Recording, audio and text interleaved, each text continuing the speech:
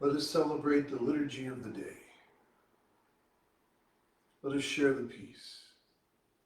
May all beings awaken to that peace which is our true home. Let us take refuge. I take refuge in the ground of being, within which I live and move and breathe. Let us make the accord. I take sanctuary in the heart of being, accepting all of my delusions in thought, word, or deed, born of ignorance, hatred, and greed. Let us give thanks. I give thanks for all things, awakening to the interbeing of all nature. May my heart be open and my mind clear. May all be free from suffering and the causes of suffering, and may all come to know that peace, which is born of insight and understanding.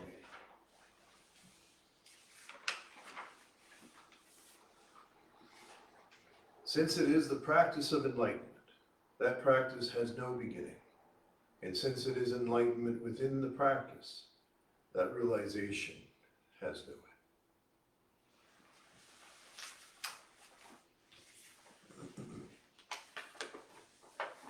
Welcome, everyone. So tonight's talk is probably one of those ones that will get a lot of views. And I just want to say up front, thank you to everyone that's been watching and joining in these meditations. We usually get, at least we get thousands of viewers. And so it's been really wonderful to share this way. So I hope that you are benefiting from it. Our reading tonight comes from the Napata Sutra, which is an ancient tome of the Buddhist tradition. And these are words that are ascribed to Buddha Shakyamuni. Whatever precious jewel there is in the heavenly worlds, there is nothing comparable to one who is awakened.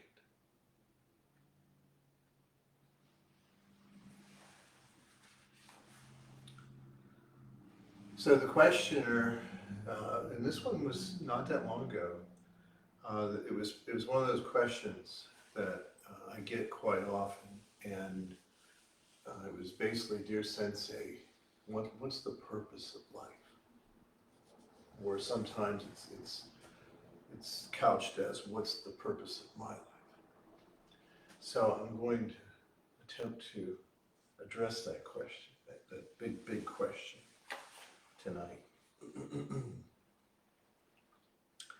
And one of the things I'd like to clarify as we go forward is that it's really important to define your terms.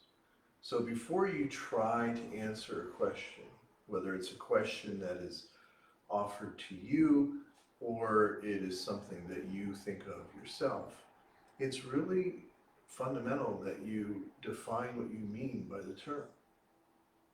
And if you don't do that, it's pretty hard to get any kind of solid practice from it. So when I look at the word purpose and try to understand what that means, usually the word purpose is associated with meaning. Like, what's the meaning of my life? And so I'm going to talk about both of those terms and how I see them. So I think the purpose, when you think of it in a practical way, what is the purpose of a mala? Right? It seems almost obscene to ask that question. And something is inherently beautiful. But it has a purpose, if you will, pragmatically, in that it serves as a symbol of our practice. It can be drawn through the fingers, counting the beads, if one needs to in meditation. And it can be just run through the fingers as a way to relax the mind. So we could say that it has a purpose, but in and of itself, what is it? So this is key to understanding what I'm going to share today, because this itself is just this. We could talk about the beads and what they're made of. We could talk about most of the beads are black, some of the beads are clear. We could talk about the tassel. We could talk about the big bead and the 3 beads, Buddhadharma, Sangha. But those are things that we apply to it. What's interesting today is this form is a very popular piece of jewelry. So you see lots of people making these that have absolutely no understanding whatsoever what they represent to us. So the purpose of something, and this is important, is really not so much what it is, but how it's applied. Okay? So when we think about that, and we reflect on that, here's a statement that I want to make very clear. That purpose is not a plan.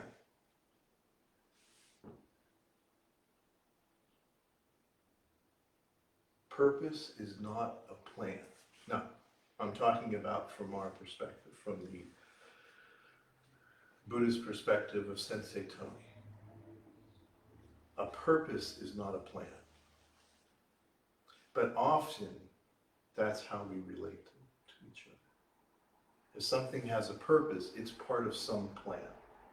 Now, I'm not saying that one can't have a practical sense of that. Like I can say about this mala, that the plan of this mala is to use it for those things that I mentioned earlier. But it's not really its purpose. Because the purpose of something is talking about something else altogether. So when I think of the word purpose, I don't think of plan, such as a design. But I think of it as path. In Sanskrit, marga. Now in the Buddhist tradition, we talk about the path. And that's one of the main symbols that the Buddha used to describe this practice. And so, in some traditions they have the eightfold path, right, of practice that leads to the release from suffering. So path is what I think of when I relate it to the word purpose. Because the conventional idea of the word purpose is that there's a design and there's a plan. That's its purpose. But my understanding is that purpose is path. And that your purpose can only be revealed by walking your own path. Let me try to help describe this a little more deeply.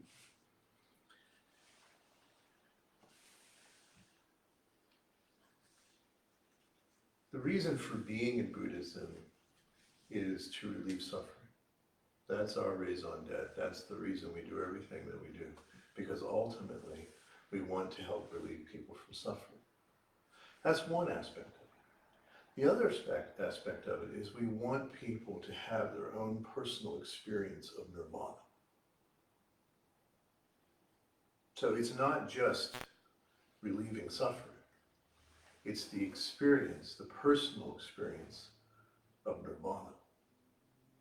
And it's not an either or. It's a both and. That when one is relieved of suffering, one begins to taste nirvana. Now, nirvana is often talked about in two ways. In one sense, nirvana is a state. like a state of being or a state of mind. And in that sense, nirvana typically is talked about a state of complete happiness, complete peace, complete inner freedom, full awakening, and understanding. That's how nirvana is talked about as far as it being a state of mind, a state of being. The other aspect of nirvana is, you might say, the action aspect. So one is the being aspect and the other is the becoming aspect. The becoming aspect is known as bliss. Bliss. So that nirvana is the state of this complete sense of happiness and inner peace, but it is also the experience of bliss. Now, the bliss of nirvana can only be experienced through action. And so, through the action of the second principle of oneness, creativity, there is an enjoyment and a receding of negativity. And there is a flourishing and a falling forward and a fulfillment of the idea that everything is one. Positivity is not something that one has to do forcefully, which can end up in some ridiculous Pollyannish approach. Positivity is already there when the negativity recedes. And when the negativity recedes, the sense of separation is receding. So that you are not my enemy. You become my friend. You become a party. And so nirvana has both qualities to it. The state of being, which is complete happiness, complete harmony, complete inner freedom. And it has the action aspect of bliss. That's how it's described. And that's how it's experienced. Now, let's get back briefly for a moment to the definition that is sometimes used for purpose, which is the idea of meaning. And people will ask me, they will say, well, Sensei, what is the purpose of life? And therefore they mean, what is the meaning of life? And people say that a lot, right? They want to know what the meaning is. Well, our approach is somewhat paradoxical, because on the one hand, we don't believe that life has a purpose or a plan.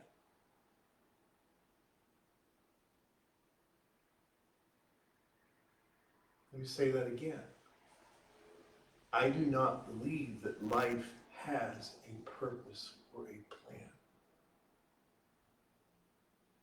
And therefore, I do not believe that life has an inherent meaning. If you mean by that a plan, because in that sense then it's all done. There's no freedom. You've closed it off, you've categorized it, and you've put it in a box. And then you idolize it, it becomes idolatry. That is not the way we see things. And I don't even think that people really are looking for a meaning of life. I think what people are really looking for is the experience of nirvana,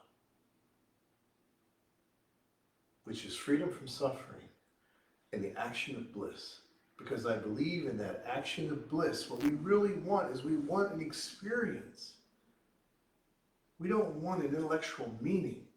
We want an experience. We want an experience in this physical form that we embody, this manifestation of emptiness, of shunyata. We want to experience the rapture, the bliss of being alive. That's what we're looking for. Not some intellectual description, but an experience.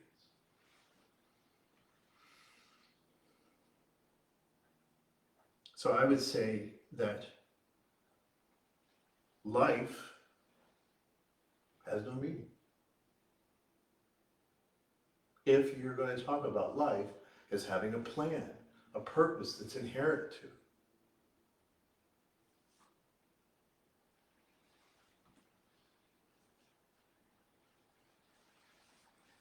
Whatever meaning that there is in life, whatever meaning there is in life, it's what we bring to it. It's what a conscious, sentient being brings to it. And that path is not preordained or predestined. There's no kismet here.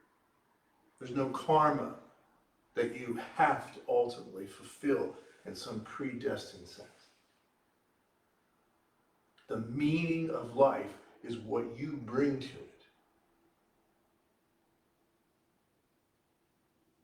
That's how meaning happens. That's how it occurs.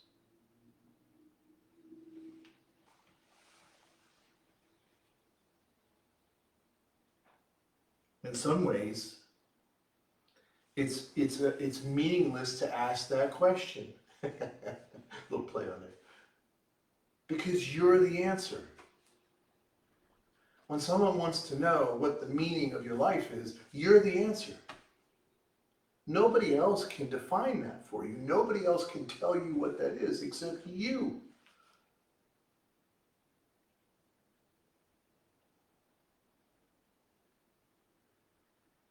And so all this looking to try to find it somewhere else, or to have somebody else tell us what it is, it's a waste of time. And then you're playing somebody else's game. You're not really freely living out of your own path. You're trying to pretend that you're walking someone else's path.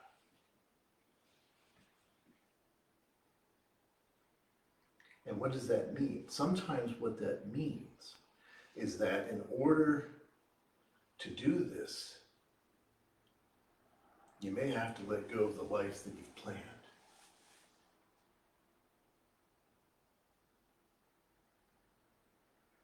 And we all know that. We all have circumstances where we had a plan set up and we thought it was going to go a certain way and it didn't work out.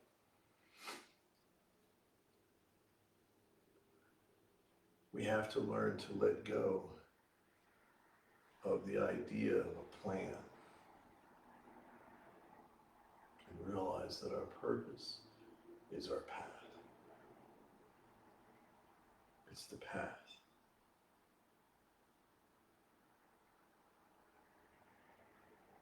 And I will say this, knowing what your path is, well, my path is nirvana. That's my path. Now, my path is not your path. My path is not the path of Shakyamuni. He had to walk and live his life. I have to walk and live my life, as do you. And no one in this practice is calling you to live somebody else's life. Shakyamuni's life just serves as a sort of mythic narrative to help us understand the hero's journey. But ultimately, it's about the action of nirvana. It's about experiencing the bliss of the action. And I will say this, that if you do not follow your own path, you will never be fulfilled. You will never have that sense of that experience of nirvana. And it's tricky, because there's lots of ways that things get all laid out for us.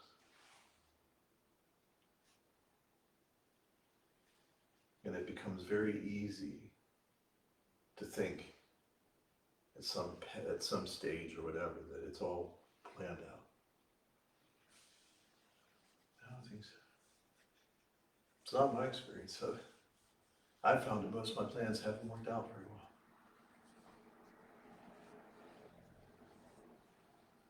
Now, does that mean I never, try to go from point A to point B? If I'm traveling from here down to New Jersey to visit Cape May, do I have directions? Sure, you have directions. But sometimes the most fun is getting lost.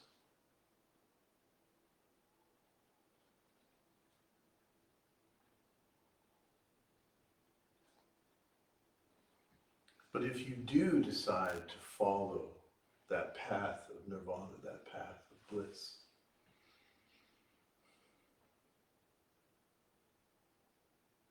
then everything for you will make sense. And it won't make sense in a way that you're foretelling the future of some prophecy. It'll make sense right now. It'll make sense in this moment.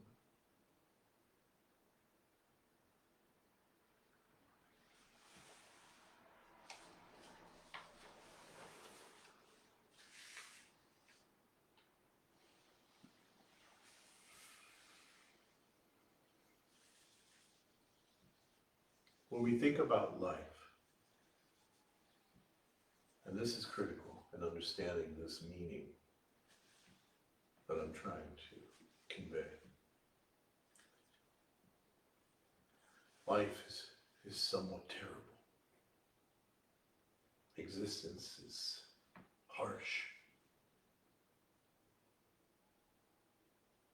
People often ask me to sort of sum up the call of the Buddha, and I say it is that life is rough, man. Life is hard. But one can choose to live nobly. And it is a choice. It's not something anybody else can do for you. It's not something that anyone else, no matter how well they want to, can do. Only you can.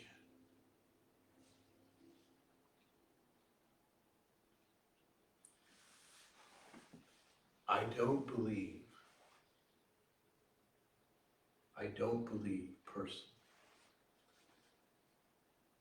that there is any purpose to life, to the universe, on an elemental level.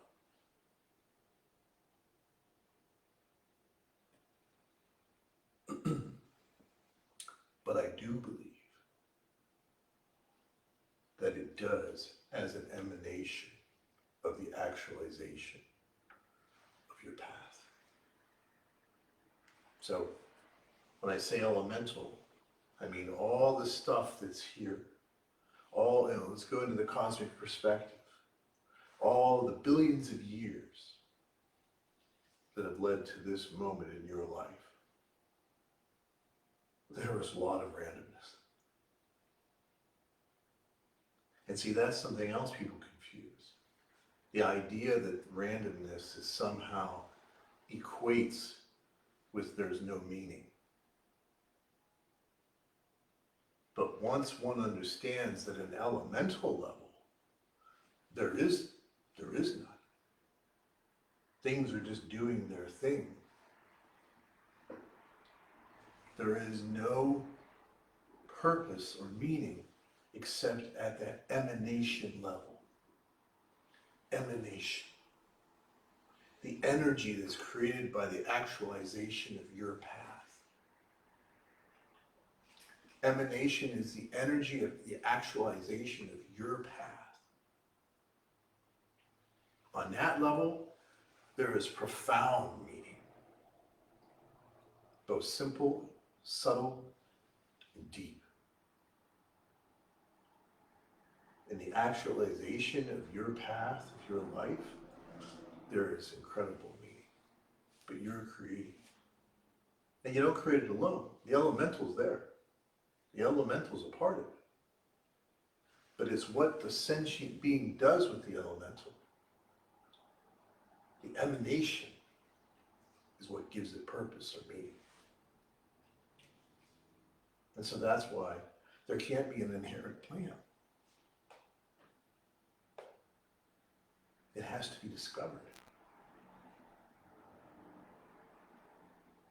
That's the freedom that we have. And once we start to get this, once we start to understand it, well, then we can say things. Well, obviously, that's the way oneness intended it.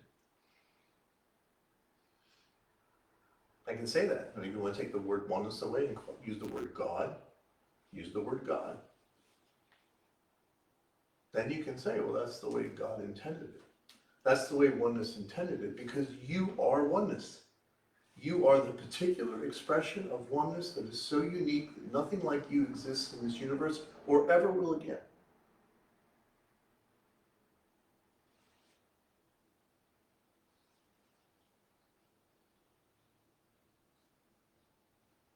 So what about this path? What about this path and this idea of happiness?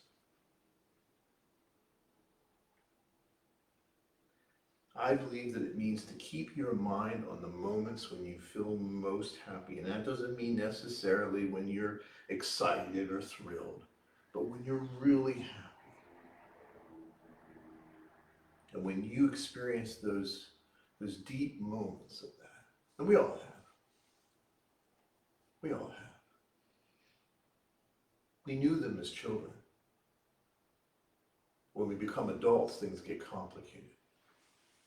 But there's a reason why the wisdom traditions of the world of humans has always referred to the idea of being able to return to the insight of that mind that we had as a little one. In the Christian tradition, it says, have the faith like a little child.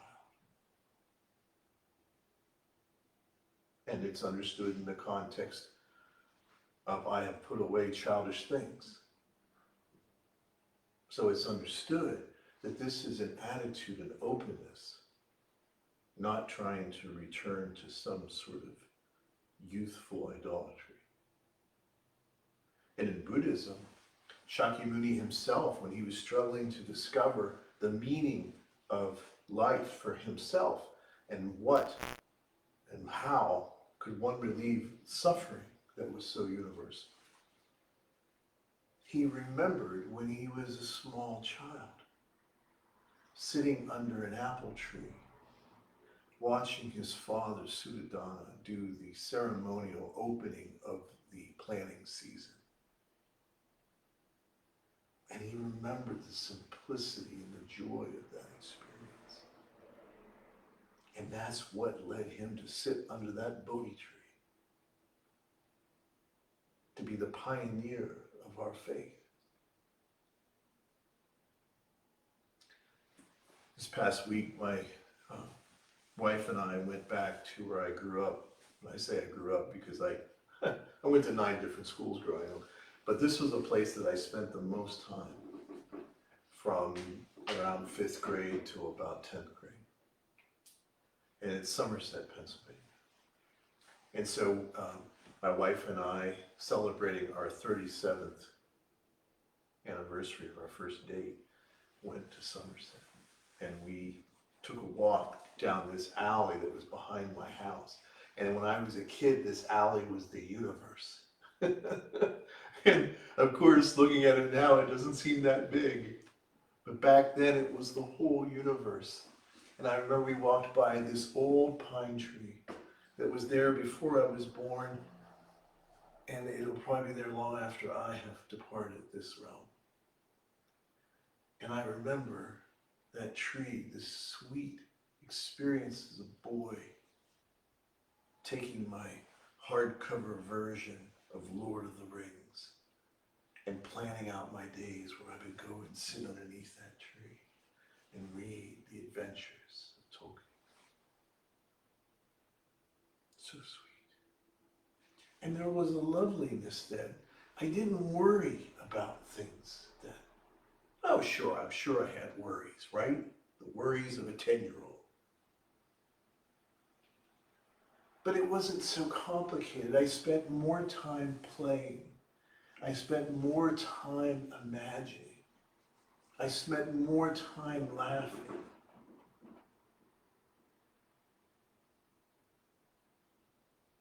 So to me, just like Shakyamuni, that's it. That's it, man. And that happiness, however you experience that, however you do some self-analysis and figure out what that was for you, stay with it. Stay with it. No matter what anyone tells you. And I know we all say that, it's so easy to say, but let me say it again. Stay with it no matter what anyone tells you.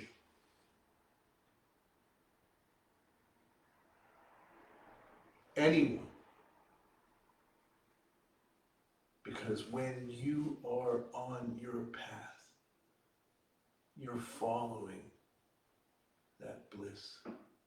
You're experiencing that bliss. You're experiencing that nirvana.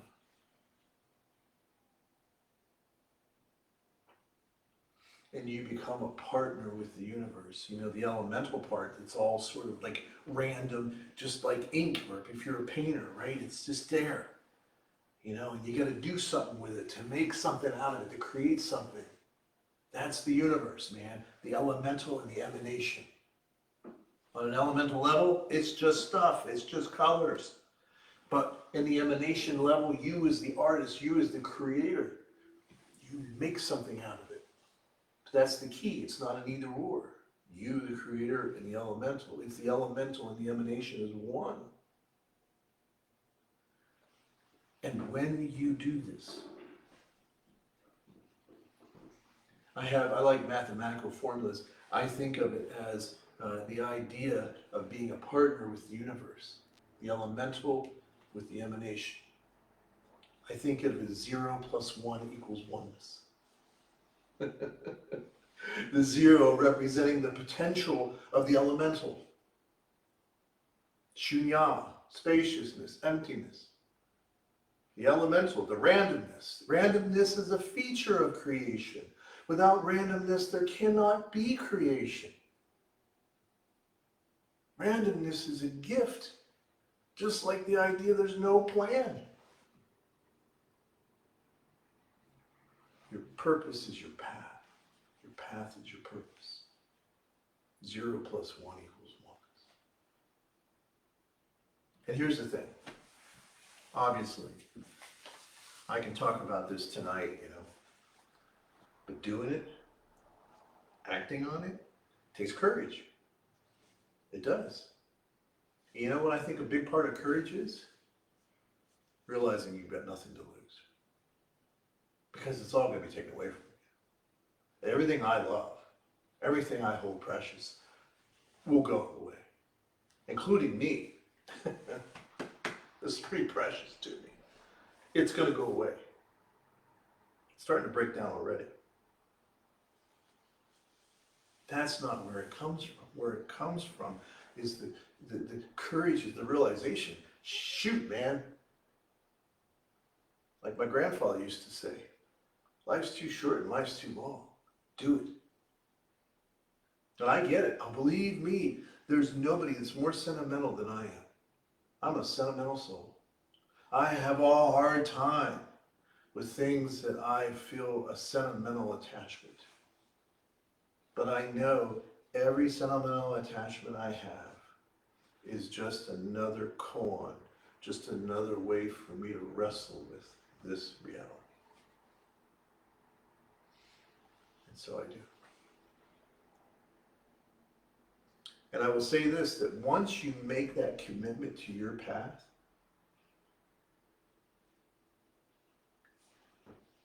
and until then, there's always a hesitancy, right?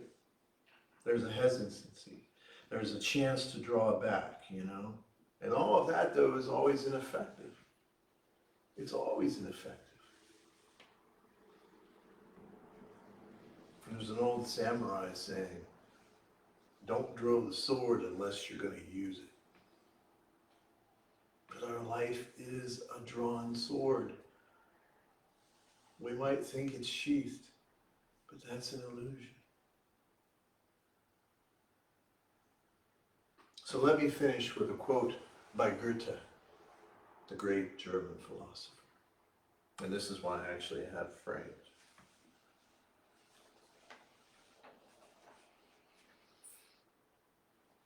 The moment one definitely commits oneself to their path, then providence moves too. All sorts of things occur to help one that never otherwise would have occurred. Unforeseen incidents, meetings, and material assistance, which no man could have dreamed, would have come his way.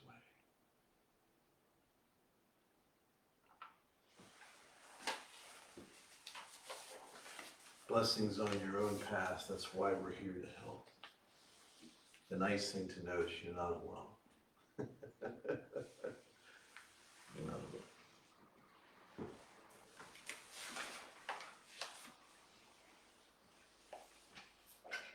The moment we receive true and trusting, solid and clear like a diamond, infinite light and life embrace and protect us, liberating us completely.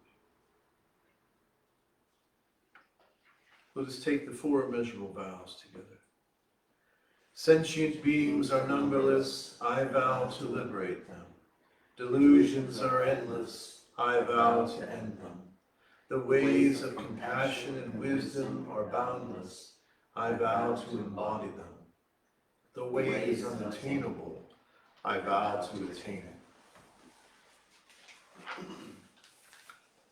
Let us share the precepts for the community of the vow. I allow my true self to manifest in all aspects of life. I take complete responsibility for my own life in all my actions. I affirm my personal being and acknowledge it as a path to awakening and freedom. I embrace all aspects of my personal being, including my shadow, so that they may be transformed.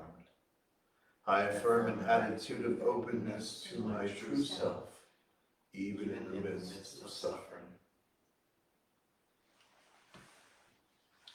We will now offer incense, so I would encourage you to do the same at your home altars.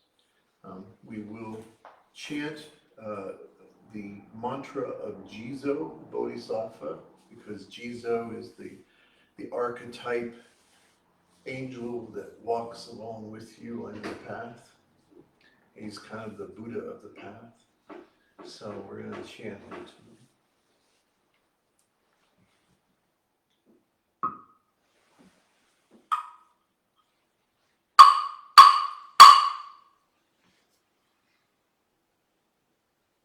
Namo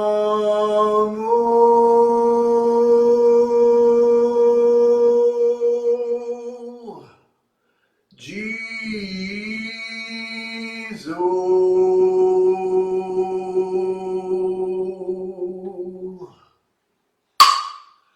Namo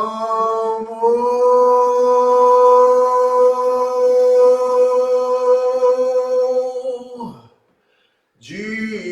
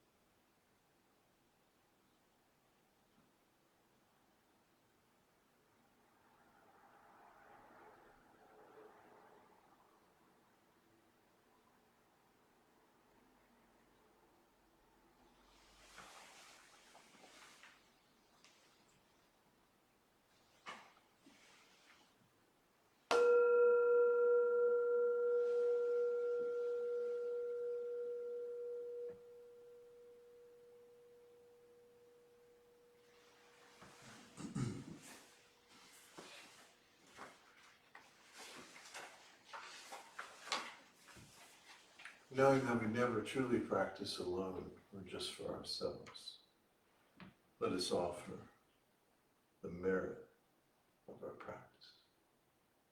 Let us recite together the Bodhisattva Gata. We dedicate this practice to the welfare of all beings throughout space and time. May it always be so. No. No. No.